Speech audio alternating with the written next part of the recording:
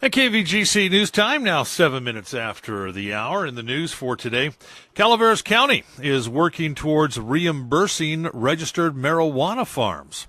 The move will bring about a final conclusion of the commercial cannabis regulatory program. Part of that process will require an accounting and possible reimbursement of funds remaining in the regulatory fee fund. According to County CAO Tim Lutz, the initial reimbursements for those growers who paid a renewal registration fee will begin in mid-October.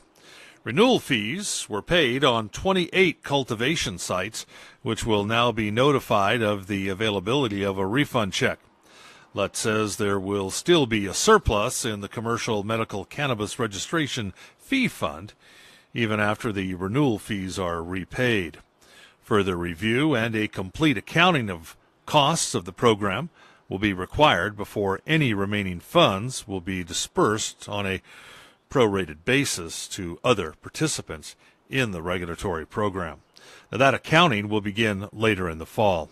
Questions from applicants regarding refunds, according to Lutz, should be directed to the county's planning department. And due to extremely dry vegetation and very high fire danger, additional fire restrictions will go into effect on the El Dorado National Forest that will prohibit recreational target shooting beginning this Sunday the 9th and will be in effect through October 9th. Now, this could be extended if necessary. Hunting with a valid state of California hunting license during the hunting season is exempt from this restriction. Now, target shooting fires can be caused by sparks when bullets hit rocks or by hot metal fragments that land in dry vegetation. All other previously announced fire restrictions on the El Dorado National Forest are still in effect. And emergency crews were called out about 2:30 yesterday to the scene of a two-vehicle accident in Calaveras County. The collision was at the Pool Station Road and Highway 49 intersection in San Andreas. The CHP reports that two vehicles collided and blocked the intersection for about 15 minutes. While full details have not been released, one person was flown from Mark Twain Medical Center to a Modesto hospital with moderate to major injuries. And CAL FIRE, along with Calaveras fire crews, rolled to a small wildland fire yesterday. The Pine Fire burned north of Arnold and was contained at 2 acres. Fire investigators are still trying to determine what sparked the blaze. First reported just after 3 in the afternoon, ground crews worked in rough terrain assisted by air support from Colombia in battling the blaze. And the office of Amador Arts is now located in the Motherlode Plaza in Jackson and is open to the public. Megan O'Keefe, executive director, says that now in Jackson, they'll be closer to county government, the school district, the radio station, the newspaper, and others with whom the nonprofit conducts ongoing business.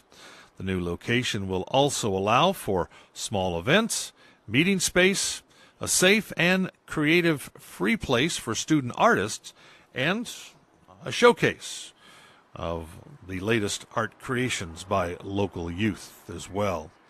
O'Keefe also thanks the large group of volunteers who helped move the office equipment and furniture, as well as transforming the spacious interior into a working art center.